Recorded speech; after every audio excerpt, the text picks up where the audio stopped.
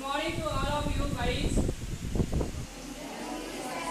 দেখো আজকে তোমাদের আমি খুব সহজ করে একদম খুব সহজ করে আমি কয়েকগুলো ইংরেজি শেখাবো, যে ইংরেজিগুলো আমরা প্রায় বলি, ঠিক আছে? তো তোমরা যদি এইদিকে বোর্ডের দিকে তাকাও, এদিকে বোর্ডের দিকে তাকাও, দেখো আমরা অনেক সময় বলে ফেলি না, যে আমি বলে থাকি আমি একটি অ্যাপ্লিকেশন লিখেছি কিন্তু বুঝতে পারছি না কিভাবে জমা দেব। এরকম বলে থাকি না, বলে থাকি। আবার এরকম অনেক মানে এরকম আরো বলি যে আমি একটি চিঠি লিখেছি কিন্তু বুঝতে পারছি না কিভাবে পাঠাবো। আবার আমরা এরকম অনেক কথা বলে ফেলি যে আমি একটি গল্প পড়েছি কিন্তু বুঝতে পারছি না এটা কি বুঝতে, তাই না? বা আমি একটা প্যারাগ্রাফ লিখেছি বুঝতে পারছি না এটা কতটা ভালো। দেখো এটা খুব সহজেই সুন্দর করে আমরা এটা দেখবো আজকে। দেখো এখানে যেমন বলছি আমি একটি অ্যাপ্লিকেশন লিখেছি কিন্তু বুঝতে পারছি না কিভাবে জমা দেব। এটা ভাগ ভাগ করে আগে বলতে হবে। হ্যাঁ, যেমন হচ্ছে কিন্তু বুঝতে পারছি না, এটা ইংলিশ আগে বলছি। কিন্তু ইংলিশ তো বাট, হ্যাঁ কি না? বাট বুঝতে পারছি না এর ইংলিশ হচ্ছে কান আন্ডারস্ট্যান্ড। বুঝতে পারছি না ইংলিশ কি বললাম? কান আন্ডারস্ট্যান্ড। তাহলে কিন্তু বুঝতে পারছি না একসাথে আমরা বলতে পারি বাট কান আন্ডারস্ট্যান্ড।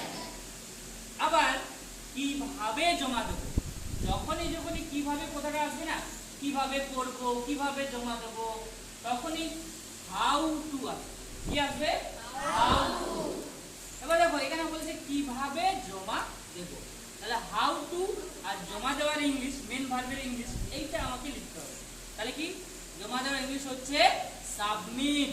তাহলে কি হবে? How to submit. তাহলে আমরা এই বাক্যটার অর্ধেক কাজ আমরা করে ফেলেছি। কতটা না, কিন্তু বুঝতে পারছি না কিভাবে জমা দেব। তার মানে কি হলো? বাট কান আন্ডারস্ট্যান্ড হাউ টু সাবমিট। বুঝেছো? এবার মেন বাক্যটা আমরা দেখবো। আর মেন বাক্যটা কি রয়েছে? আমি একটি অ্যাপ্লিকেশন লিখেছি।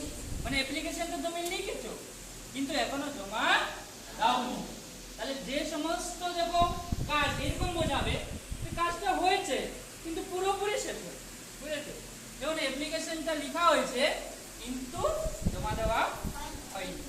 এই সমস্ত ক্ষেত্রে মানে এই সমস্ত বাক্যের ইংরেজি করতে হলে আমাদেরকে মনে রাখতে হবে প্রথমে সাবজেক্ট প্লাস হ্যাজ কিংবা হ্যাভ প্লাস মেন ভার্বের ভার্ব ফর্ম প্লাস অবজেক্ট। তাহলে আমার সাথে আরেকবার বলো, subject plus have plus main ভার্বের ভার্ব ফর্ম প্লাস অবজেক্ট। এবার দেখো যে এটার ইংলিশ যদি আমি লিখি, সাবজেক্ট আমি কি পাবো? এখানে আমি আছে, তাহলে আমির ইংরেজি কি বলো? আই। তাহলে আমি এখানে লিখলাম আই। এবার আমি অপশন এখানে দিয়ে দিয়েছি হ্যাজ কিংবা হ্যাভ। তাহলে বলো আই এর পরে কি হবে? হ্যাভ। আই এর পরে কি হবে বলো? হ্যাভ। তাহলে আমি এখানে লিখলাম আই হ্যাভ। এবার আমার মেন ভার্ব আসছে এখানে লিখেছি। তাহলে লিখেছির হচ্ছে কি না রাইট, তাই তো?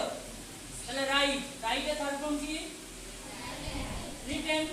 তাহলে এই জন্য আমি লিখেছি আই হ্যাভ রিটেন। আর অ্যাপ্লিকেশন, তাহলে অ্যাপ্লিকেশনে এইটা এ দিয়ে শুরু হচ্ছে, মানে ভাওয়েল দিয়ে শুরু হচ্ছে, এই জন্য হবে অ্যান অ্যাপ্লিকেশন। তাহলে হলো এখানে I have written an application.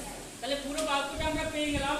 যদি পুরো বাক্যটা একসাথে বলি তাহলে কি হচ্ছে দেখো, আমি একটি অ্যাপ্লিকেশন লিখেছি কিন্তু বুঝতে পারছি না কিভাবে জমা দেব। তাহলে কি I have written an application but can't understand how to submit. আবার এইরকম যদি আমরা আরেকটা সেন্টেন্স এখানে নিয়েছি, আমি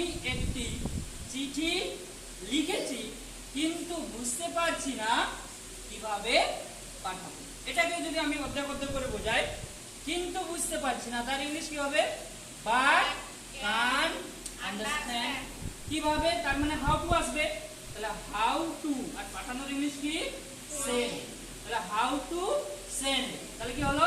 কিন্তু বুঝতে পারছি না কিভাবে পাঠাবো, তার মানে বাট কান আন্ডারস্ট্যান্ড হাউ টু সেন্ড। আবার মেন বাক্যে ফিরে আসি, আমি একটি চিঠি লিখেছি। এইটা ইংলিশটা করতে গেলে কি করতে হবে? আমার সেইটা মনে রাখতে হবে, এই যে যেটা বলেছি, subject plus has plus have plus main ভার্বের থার্ড ফর্ম প্লাস অবজেক্ট, এইটা ফলো করতে হবে। তাহলে এখানে আমি আছে, তাহলে আমি কি হবে? আই। এই যে দেখো আই লিখেছি, আই, এবং আই এর পরে কি হবে বলো? হ্যাজ না হ্যাভ? তাহলে এখানে হবে আই হ্যাভ, আর লেখার ইংলিশ কি বলেছিলাম? রাইট। তার মেন কি হবে? থার্ড ফর্ম হবে, তার মানে কি হবে? I have written. একটি, একটির ইংলিশ এ। আমরা কিন্তু সবসময় পড়াশোনা আ বলবো। আই হ্যাভ রিটিন আ। আর চিঠির ইংলিশ হচ্ছে লেটার। তাহলে আমরা পুরোটা পেয়ে গেলাম যে আমি একটি চিঠি লিখেছি কিন্তু বুঝতে পারছি না কিভাবে পাঠাবো। তার মানে কি হলো? I have written a letter but can't understand how to send. Yes or no? Yes sir.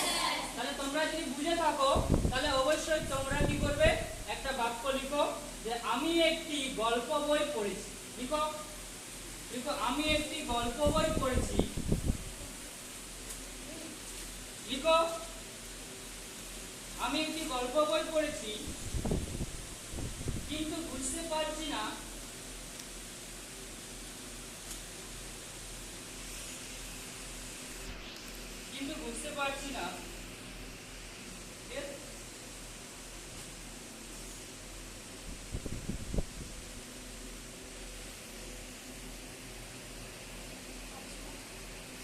এটা কতটা রহস্য। আমি একটি গল্প বই পড়েছি কিন্তু বুঝতে পারছি না এটা কতটা রহস্য। তাহলে এটা তোমাদের জন্য রইল, এই সেন্টেন্সটা তোমরা অবশ্যই পড়ে আমাকে দেখাবে। Okay, okay, thank you all of you. Thank you, sir.